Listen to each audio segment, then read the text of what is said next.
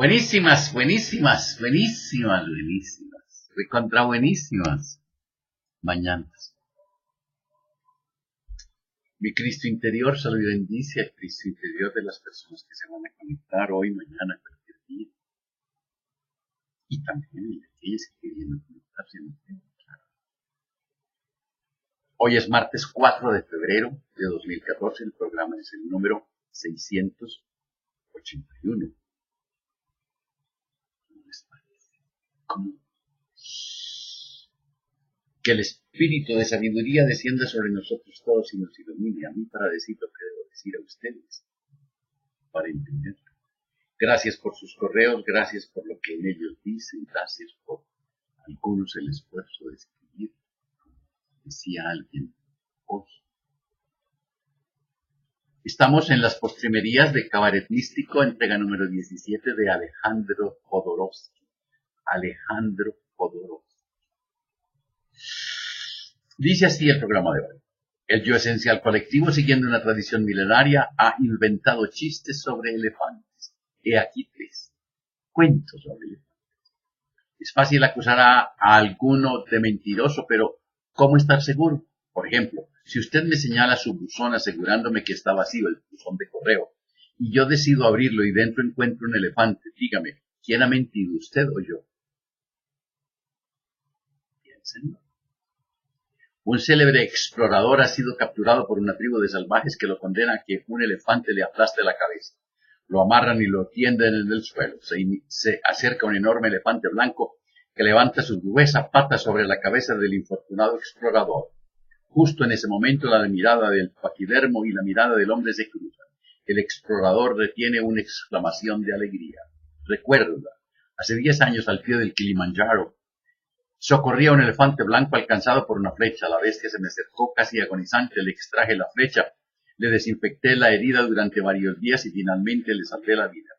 Qué maravillosa coincidencia encontrarlo ahora. Los elefantes tienen una memoria prodigiosa. Este buen animal agradecido me va a salvar la vida. Dios mío, qué rescate inesperado. Entonces el elefante blanco levanta la pata, la baja y le revienta la cabeza. No era el mismo elefante blanco. Sucede. Un director de circo durante una función que dan en una pequeña ciudad ofrece un enorme premio al espectador que sea capaz de hacer aullar a su elefante. Pero nadie cree lograrlo, excepto un enano que baja a la pista y dice muy presumido, yo sé cómo hacerlo. Lo encierran solo con el elefante y al cabo de 5 minutos se oyen berridos espantosos. El enano cobra su dinero y se va sin dejar su dirección. Tiempo después el circo vuelve a la pequeña ciudad y esta vez el director propone un premio 10 veces más alto por una proeza aún más difícil, hacer que el elefante hable delante del público. Por supuesto, nadie se atreve a aceptar el desafío. Entonces baja el enano a la pista, mira directamente a todos y pide que el elefante se arrodille. Luego se acerca a la bestia y le murmura al oído. El elefante grita con inmenso favor. No, por favor, nunca más. El público entusiasmado aplaude al enano, excepto el director del circo, que se acerca pasmado. ¿Cómo has podido? ¿Qué hace usted para que el elefante hable? Bueno, responde muy tranquilo el enano. Solo le pregunté, ¿quieres que te vuelva a hacer lo que te hice la última vez? En cierta manera, en el primer chiste quien afirma haber encontrado un elefante en el buzón está diciendo la verdad. Un gran porcentaje de gurús, bajo una aparente santa y humilde disposición al intercambio espiritual, ocultan unos monumentales egos. Muchos empresarios políticos y celebridades, a pesar de declararse y publicarse defensores de causas que protegen a los necesitados, albergan un pestilente elefante en su buzón. En el segundo chiste, podríamos arguir que el elefante blanco es en realidad el mismo que el del pasado, pero ahora que no necesita nada del explorador, muestra su verdadera personalidad. Así es el ego hediondo. Mientras está pidiendo, es dependiente, se hace el humilde, el agradecido, pero muy en el fondo odia a quien le da, porque se siente humillado. Cuando llega su momento de poder, abusa, se otorga importancia, se precia de su ingratitud llamándola astucia, considera que la afrenta que le hicieron por darle lo que ahora llama limosna debe ser vengada. Las personas que no han desarrollado su yo superior ni su yo esencial no son de fiar. En su interior luchan innumerables mezclas de egos tratando de obtener el mando. Al que lo logra, muy pronto otro ego lo destrona. Es así como el elefante blanco de hoy, mañana puede conducir de forma totalmente diferente. No hay continuidad en sus acciones. En el tercer chiste, asistimos a una misteriosa doma. El enano domina por medio del terror al elefante. El pequeño hombre, si se quiere dar una interpretación profunda al cuentecillo, representa la voluntad del yo superior al servicio del yo esencial, actuando como autoridad sobre el yo personal. Hace algunos años, cuando yo filmaba en India, Tusk, sobre la vida de un elefante en cautividad, asistí a una penosa escena. Un paquidermo había destrozado por accidente o por rabia un decorado, su cornaca, es decir, su domador, entrenador. Un hombre pequeño y muy delgado, con cierta frecuencia esas usualmente. Con una autoridad cruel que me asqueó, empleando su gancho de acero, comenzó a punzar al animal hasta ensangrentarlo. La bestia, enorme, en lugar de aplastarlo, se encogía, berreaba, orinaba, defecaba como un niño. Quise impedir que lo siguiera castigando, pero el oficial encargado del equipo me dijo: no intervenga, ese hombre sabe lo que hace. Se detendrá cuando esté seguro de que el elefante ha comprendido. Si no es así, la próxima vez el animal no destruirá un decorado, sino que comenzará a matar gente. En ese momento sentí mi yo personal como un elefante indisciplinado y me di cuenta de cuán indulgente había sido. Le toleraba sus contradicciones, sus ambiciones desmedidas, sus múltiples temores. Supe que de ahí en adelante, para lograr una perfecta unidad en mis actos, debía comportarme como ese cornaca, domador, rechazando con severa voluntad todo aquello que me alejara de mi verdad esencial. Pasé varios meses trabajando en el reducto de una manada de paquidermos, viendo la manera en que los cornacas lo domaban. Aprendí muchas cosas útiles para educar a mis egos regresivos. En primer lugar, para poseer un elefante es preciso capturarlo. Sucede lo mismo con el yo personal. Para trabajar sobre él hay que decidirse a cazarlo, porque se comporta como un animal esquivo, se defiende, miente, lucha por no cambiar, y si tratan de domarlo, cree perder su identidad y escapa de tu intento de transformación. Para cultivar a un elefante, los hindúes cavan para capturar un elefante, los hindúes cavan un gran hoyo en el suelo, enseguida colocan hojas de árbol y hembras cerca de la trampa. Atraído por el sexo y el alimento, el elefante salvaje cae en la fosa o el foso. En el arcano 20, el juicio del tarot, vemos un personaje central emergiendo de una fosa. Para llegar a la conciencia, antes se ha sumergido en las profundidades de la tierra, ha entrado en su naturaleza esencial. Si queremos progresar, primero debemos convencer a nuestro ego intelectual. Basta de ilusiones mentales. Ven, fúndete en tu cuerpo, siente tu materia. Para ello, las enfermedades son una excelente ayuda. Por ejemplo, algunos famosos directores de cine han sido tuertos. Cuando tenían dos ojos, experimentaban cierta dificultad para concentrarse. Sin cesar, multitud de cosas atraían su mirada. Al perder un ojo, pudiendo centrarse en una sola cosa como nunca lo habían hecho, porque ya no contaban con las facilidades de antes. Un elefante salvaje posee muchas hembras, devora un árbol completo en un día, pero cuando cae en el hoyo se ve privado de alimentos y compañía. Para comenzar a domar nuestros egos debemos encerrarnos para meditar, vaciar la mente, el corazón, el sexo y cambiar nuestros hábitos físicos. Es decir, abstinencia sexual, variar las horas del sueño. Si antes dormíamos mucho, ahora dormiremos poco o viceversa. Tomar otro tipo de alimentos. Si comíamos carne, hacernos vegetarianos, si éramos vegetarianos, empezar a comer carne, vaciar los objetos inútiles, el lugar donde vivimos, dejar de leer, de ver televisión o de escuchar música y programas radiofónicos, de hablar por teléfono, de consumir drogas. Como el elefante que ha caído en la trampa, aislarse entre paredes vacías. No debemos decirnos haré esto durante tantas horas o tantos días. El elefante ha de permanecer en el hoyo el tiempo que sea necesario.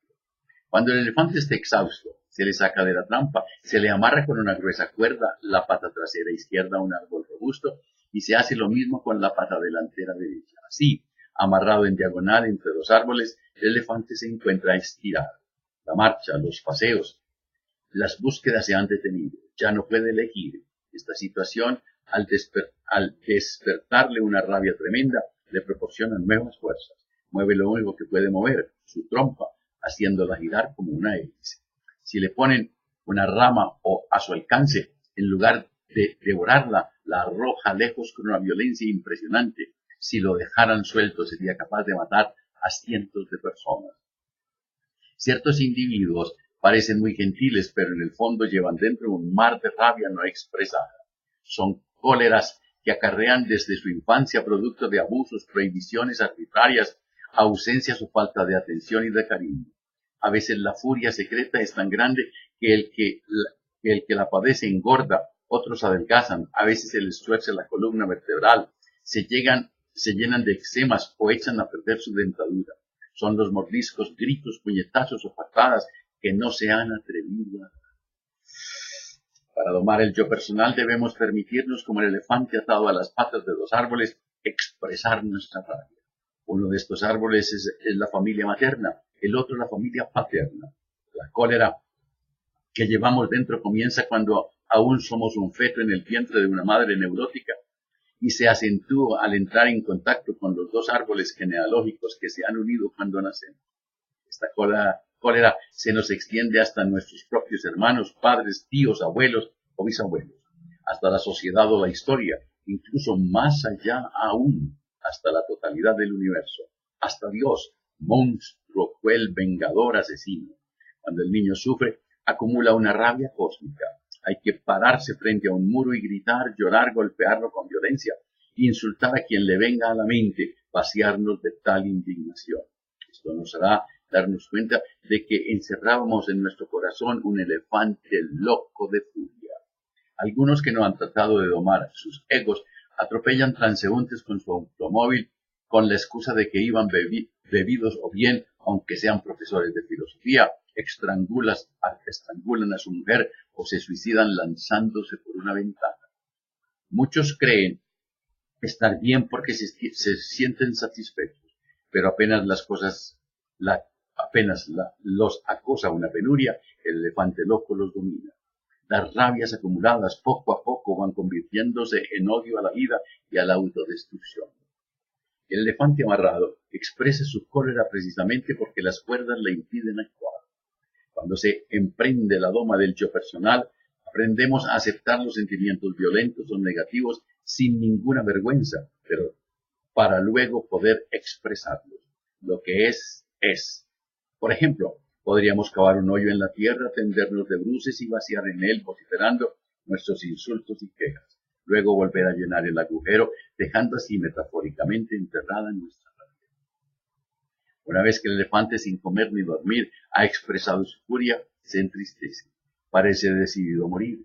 Ya nada lo ata al mundo. Ha perdido sus anteriores motivaciones. Antes podía, sin problemas, pasearse por la selva con total libertad. Ahora es consciente de esa misma libertad, que esa misma libertad le ha conducido a su perdición. En realidad, el destino de los elefantes libres en la India es ser liquidados por cazadores de marfil. Solo pueden sustituir su cautividad. Nosotros los humanos tampoco somos libres. Podemos ser salvajes, debemos entregarnos a la cautividad social y cultural. No hemos cesado de darnos como razón de vivir nuestro propio rencor, sabiendo lo imposible. Por esa libertad ideal nos sacrificamos, por ella soportamos la vida, por ella sufrimos. Creemos que ese peso doloroso es nuestra identidad, Llevamos en el buzón un elefante hediondo disimulado bajo toda clase de perfumes. Mas cuando expresamos nuestro furor, cuando nos decidimos, basta, esta hazaña no soy yo, cuando dejamos de beber, de fumar, de drogarnos o de ir de aventura sexual en aventura sexual, nos agobia una completa tristeza. Caemos en lo que llamamos depresión, echamos de menos el rencor, el desprecio, la agresión hacia nosotros mismos. Queremos pelear contra algo, la jaula social se nos presenta como libertad y la libertad interior nos parece un drama. Atado a los árboles, el elefante insiste en no comer ni beber. Nadie trata de obligarlo a alimentarse. Es una dramática espera. El animal debe elegir, o se deja morir, o se decide a vivir aceptando un amo. Si opta por lo segundo, se calma y dócilmente deja que se le acerque el primer hombre, aquel que durante todo el resto de su vida será su cornaca. Enseguida llegan otros dos más, el cocinero que preparará su comida y el ayudante que lo bañará cada día. Un paquidermo más imponente podría ser comparado con el elemento tierra. En cuanto a sus tres amos sirvientes, uno trabaja con fuego, puesto que prepara bolsas de cereal cocido. El otro trabaja con el agua. El elefante necesita beber 300 litros diarios. Además que se le impide bañarse, muere de tristeza. Y el tercero, el cornaca que educa su mente, representa el aire, tierra, agua, fuego, tierra. Son los cuatro elementos del aire. De la alquimia, son los 4 elementos de la alquimia. A ese cuerpo que ha aceptado la domesticación se aproximan 3 aliados para proponerle un nuevo alimento, una nueva conciencia y una nueva forma. Del mismo modo nosotros, para salir de la trampa personal, tenemos que entregarnos a una especie de agonía. Vivo atado a las relaciones inútiles que devoran mi tiempo y mi energía y que me envilecen, disminuyen, destruyen. Trabajo en lo que no me gusta, he sepultado mi sueño. Debo cortar los nudos, enfrentar mi miedo a la soledad, perder todo lo que está sustituyendo a mi ser esencial, respirar libremente sin obligarme a desear a quien no deseo. Aceptaré mi cuerpo como un aliado sabio, le aprenderé a sentir, comeré alimentos sanos, me despojaré de los pensamientos negativos, expulsaré de mi mente al juez implacable, dejaré de ser mi peor enemigo, convertiré mi corazón en un canal que recibe y transmite el amor universal, lucharé contra mis deseos de posesión, siendo uno y todos a la vez, designaré como maestro a mi Dios interior. Me devuelvo para preparar un pequeño. Cuando el elefante acepta a sus 3 amos sirvientes y colabora con la manada de paquidermos trabajadores, se le coloca en la pata trasera derecha una cadena en forma de pulsera. Para él, este anillo se convierte en un símbolo que significa que está prisionero. Mientras lo lleva, jamás intentará escapar. Pero si por cualquier circunstancia se lo quitan o lo pierde, de inmediato huirá hacia el bosque. Tolerando la pulsera, el elefante hace un juramento de fidelidad. Acepta la disciplina. A nosotros, comenzada la gran obra, aunque pasen los años, continuaremos siendo fieles a nuestro trabajo. La primera fase de la disciplina consiste en el abandono de la agresión, rechazando las ideas influidas por el orgullo o el escepticismo, no hiriendo el cuerpo, los sentimientos, la creatividad ni el espíritu de los demás. Con benevolencia hacia los otros y hacia nosotros mismos, evitaremos las imposiciones crueles, reconciliando el rigor con la dulzura, consagrándonos a lo que es benéfico para el mundo. Con alegría nos contentaremos con lo que realmente es nuestro y con lo que realmente somos. Más valiosa que 1000 grandes mentiras, se nos hará una ínfima verdad. Dejando de hablar de fracaso, diremos, este intento ha fallado, seguiremos intentándolo. No hay problemas, solo dificultades. Nada me sucederá por dificultad, gobernaré mi vida.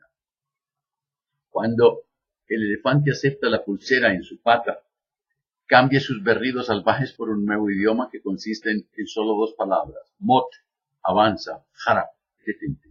Mot, avanza, jara, detente. El elefante se convierte en un excelente trabajador. Cuando le ordenan avanzar, mot, o retroceder, har. Así lo hace, transportando todo tipo de carga. Se ha transformado en un ser útil para la comunidad. Nosotros podemos aprender a decir sí y a decir no.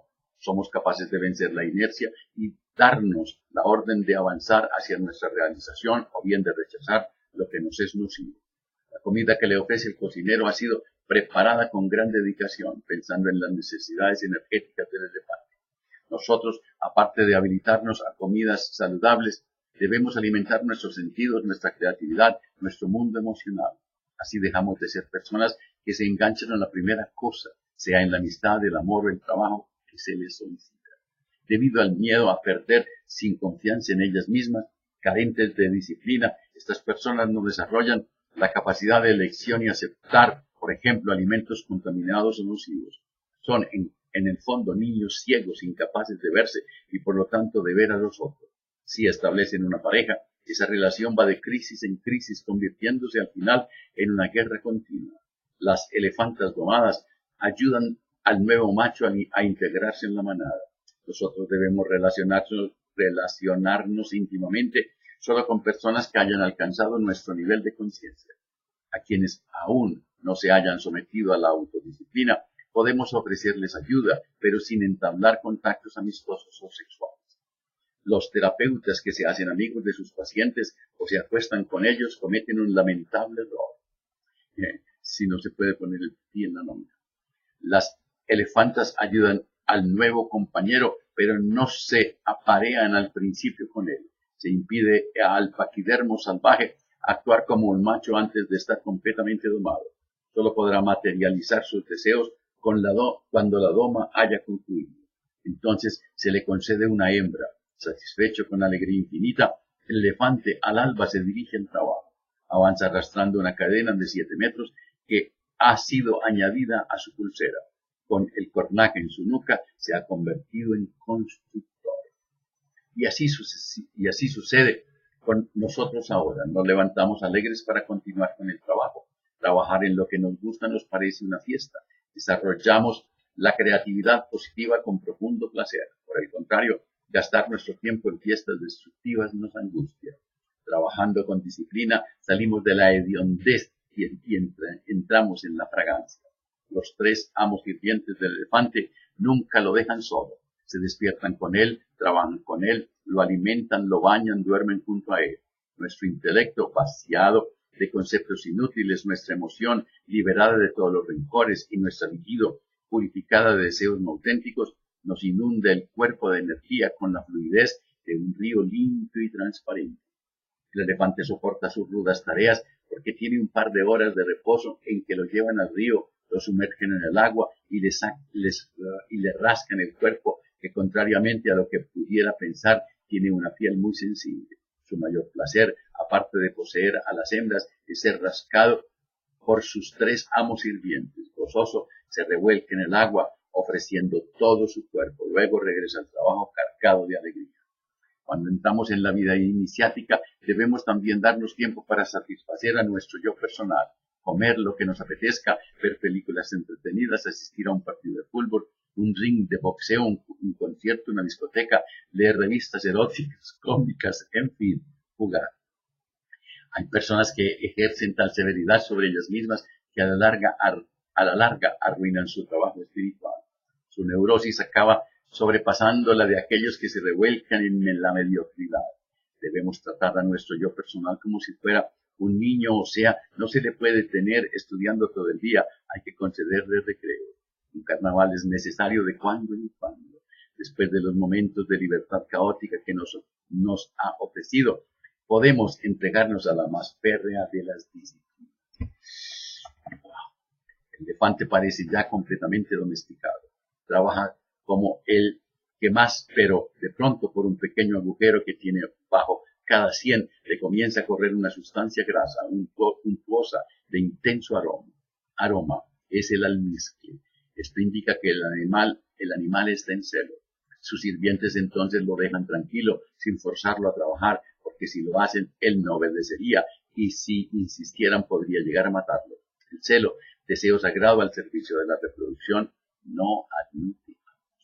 Hay momentos creativos o terapéuticos en que debemos dejar que la naturaleza se exprese a través de nosotros. Su acción es más rápida que la mental o lo emocional. Es como el estallido de un rayo.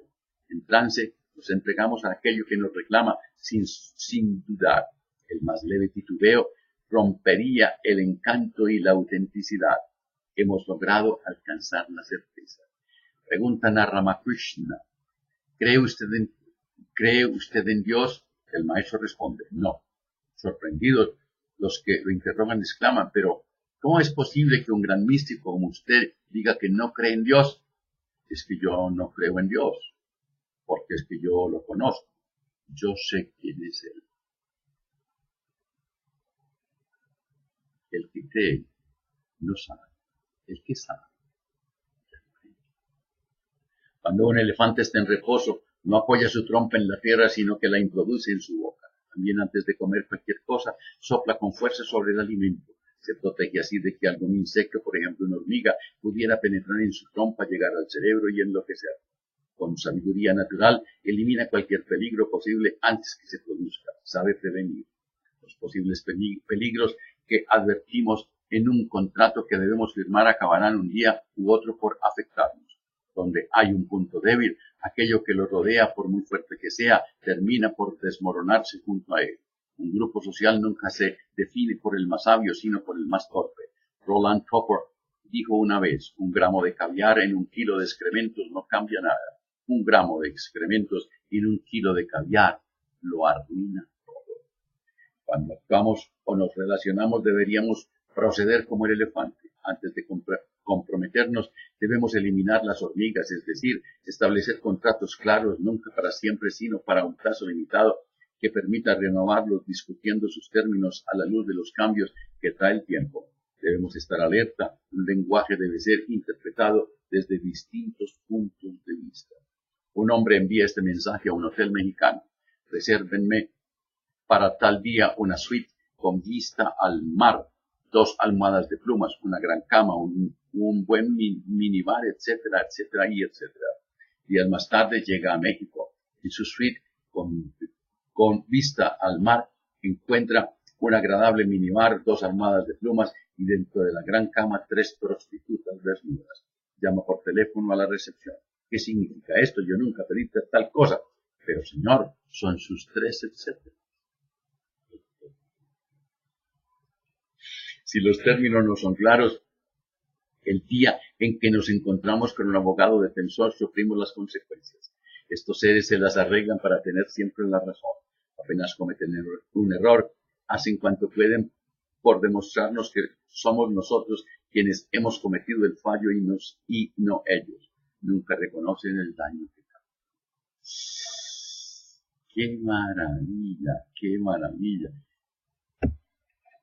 Como les dije, a veces no, ayer y el viernes fue la nostalgia que estemos a punto de terminar.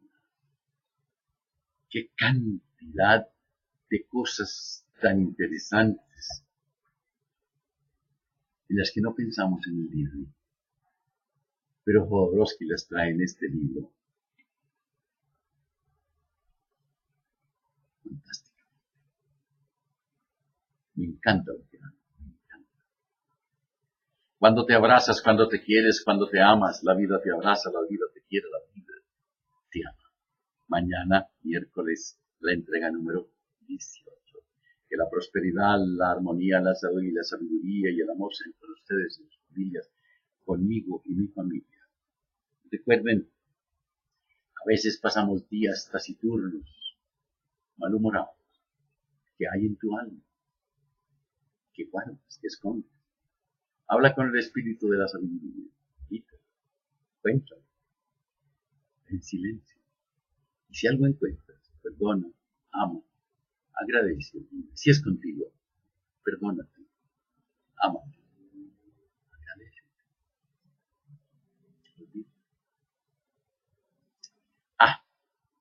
Y no se les vaya a olvidar reír por cualquier cosa.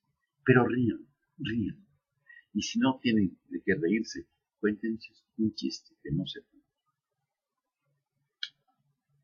Hasta mañana.